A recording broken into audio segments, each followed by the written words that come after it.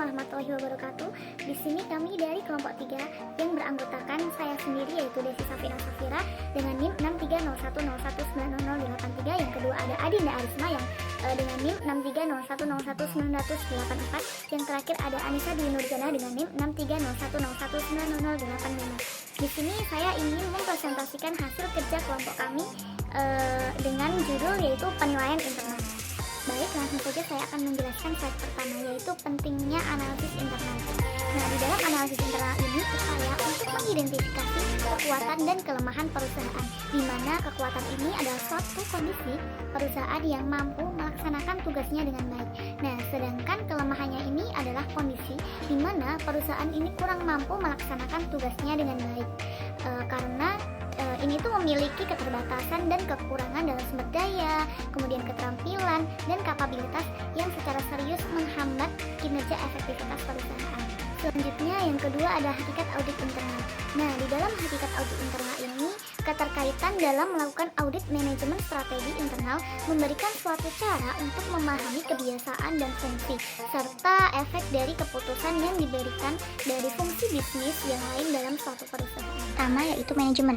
Dalam melakukan manajemen, perusahaan harus melalui tahapan-tahapan, antara lain planning, organizing, motivating, staffing, dan controlling. Pemasaran merupakan hal yang penting dalam menyusun strategi, harus memperhatikan elemen-elemen dari faktor pemasaran dengan membuat rencana pemasaran secara berkala. Keuangan dan akuntansi. Para penyusun strategi perlu melakukan analisis manajemen keuangan perusahaan yang tercermin dalam laporan keuangan produksi atau operasional. Hal-hal yang perlu dianalisis adalah aktivitas yang mengubah input menjadi barang dan jasa. Manajemen produksi atau operasi berhubungan dengan input, transformasi, dan output yang bervariasi antar industri dan pasar. Penelitian dan pengembangan. Dalam faktor ini memiliki fungsi-fungsi sebagai berikut.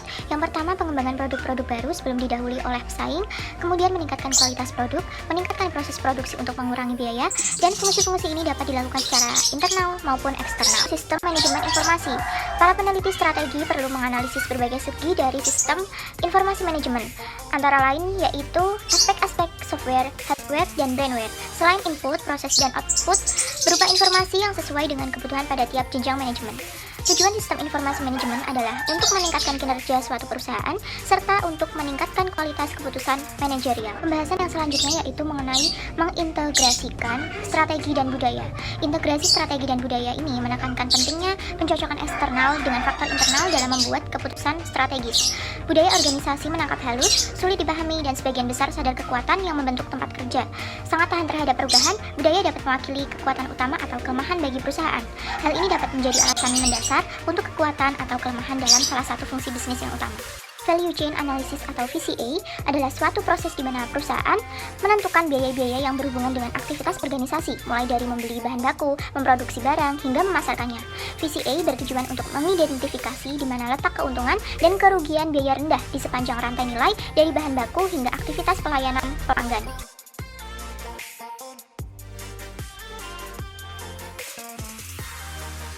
Di sini saya akan melanjutkan menjelaskan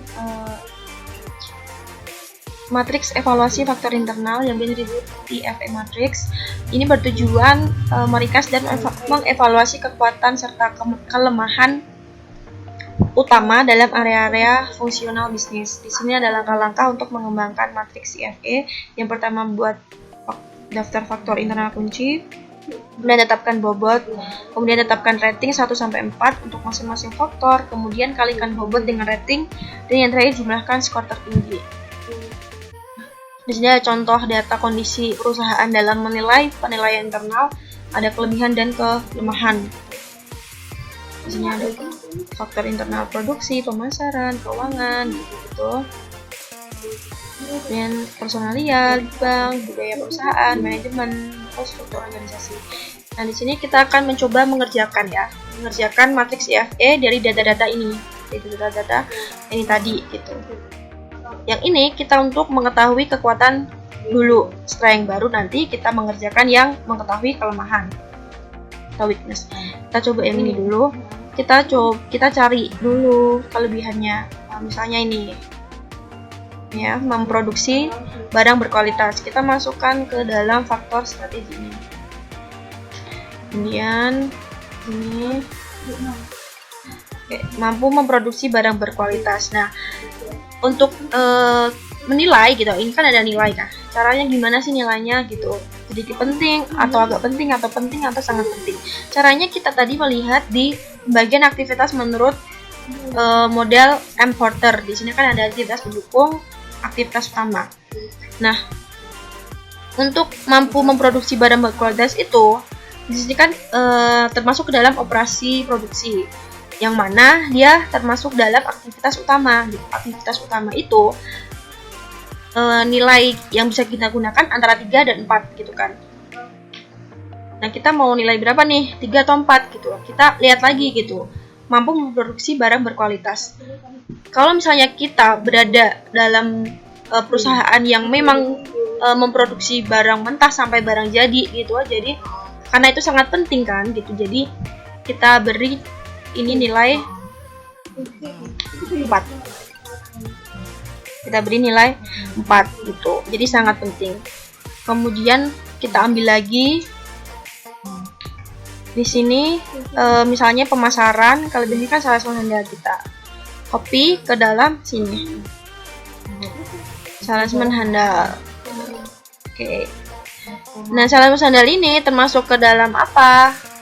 Aktivitas utama kah atau aktivitas pendukung? Salesman handal ini kan termasuk ke dalam ini kan, pemasaran dan penjualan, sales gitu kan. Karena sales itu penting. Nah, jadi kita nilai antara 3 dan 4. Karena penting tadi, jadi kita masukkan nilai sebesar 4 gitu. Terus ini kan masih 4 sama 4 8 kan. Kita butuh 10 deh. Biar nanti dibaginya 10. Kemudian kita cari lagi yang misalnya di ini faktor internal keuangan, itu rasio-rasio keuangan. Kita copy ke sini. Kita copy. Di sini kita harus tahu nih apakah masuk dalam mana nih gitu kan. Oh, ternyata dia finance gitu kan. Yang mana dia masuk ke dalam aktivitas pendukung.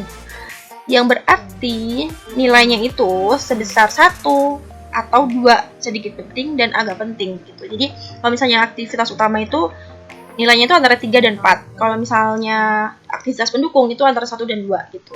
Jadi karena rasio-rasio ini penting gitu kan, jadi kita agak penting ya ke 2. Nah, kemudian bobot ini kita bagi gitu. 4 ini dibagi 10 dari mana? 10 dari nilai ini. Nilai dari faktor strategi ini 4 tambah 4 tambah 2 gitu 10. Hasilnya 0,4. Kemudian rating di sini ada rating untuk rating ini adalah kondisi sebenarnya gitu. Kondisi sebenarnya perusahaan. Apakah dia sedikit kuat, agak kuat, kuat atau maupun sangat kuat dalam bersaing di dunia bisnis ini gitu. Misalnya ini adalah PT Lemonilo. Kalau misalnya dia bersaing untuk PT Indofood kan kalah kan. Misalnya ya dia ada agak dikuat gitu kan. Jadi kita kasih dia rating 3. Kemudian skornya ini 0,4 dikali 3 hasilnya 1,2. Begitu pula semuanya ini. Jadi kalau misalnya ditambah harus ini ada 4, ya kita baginya menjadi 14, 4/14 gitu, tinggal dikalikan gitu. Begitu juga dengan pengerjaan untuk mengetahui kelemahan atau weakness gitu. Kita cari dulu faktor strategi mana nih gitu. Kita coba unit penelitian kita masukkan apa? Oh, loyalitas karyawan rendah. Loyalitas karyawan rendah. Nih. Di sini loyalitas karyawan rendah gitu kan. Kita masukkan ke sini. Kita masukkan loyalitas karyawan itu masuk ke dalam apa? Apakah aktivitas pendukung atau utama gitu? Ternyata salesman itu masuk ke dalam pemasaran penjualan. Kenapa kok nggak masuk ke manajemen SDM? Karena manajemen SDM itu adalah pengelolaannya gitu, berhubungan dengan pengelolaan organisasinya gitu, bukan tentang salesman-nya gitu. Bukan tentang karyawannya gitu. Kalau karyawannya berarti kan termasuk ke dalam pelayanan gitu. Maaf, masuk ke dalam pelayanan. Tadi saya salah bicara pemasaran dan penjualan, ternyata ini masuk pelayanan karena kan karyawan gitu. Jadi aktivitas utama ya, berarti nilainya antara 3 dan 4. Kita masukkan dia nilai 4. Ya, kita nilai 4. Kita nilai 4. Terus kemudian kita cari lagi struktur organisasi terlalu luas. Dari sini nih struktur organisasi terlalu luas. Kan ini kan kekurangan dari struktur organisasi. Nah, struktur organisasi di sini baru masuk ke dalam aktivitas pendukung, yaitu manajemen SDM, karena dia merupakan strukturnya gitu, pengelolaannya, bukan ke karyawannya gitu. Jadi aktivitas pendukung kita kasih nilai 1 atau enggak 2. Kita kasih 2 gitu kan. Karena untuk bagi 10, jadi kita cari lagi. Yang mana nih? Oh, yang ini aja deh. Biaya produksi tinggi kita masukkan di dalam sini. Biaya produksi tadi kan masuk ke dalam ini kan operasi produksi, yang mana dia masuk ke aktivitas utama. Jadi nilainya dia 4, antara 3 dan 4 kita masukkan ke 4 gitu. Terus ini sama seperti tadi, 4 dibagi 10 sama dengan 0,4. Biaya ratingnya kita kasih 3. Kondisi sebenarnya perusahaan itu gitu, kita kasih kondisi lemah gitu. Kemudian skornya 0,4 dikali 3 sama dengan 1,2 gitu ya. Ini adalah untuk pengerjaan matriks IFE dari data-data. Jika kita tidak menemukan sumber atau responden gitu yang profesional gitu, yang terpercaya gitu untuk menilai gitu, maka kita bisa menggunakan cara matriks F ini dari importer tadi ya, identifikasi dari aktivitas importer tadi untuk menilai internal perusahaan.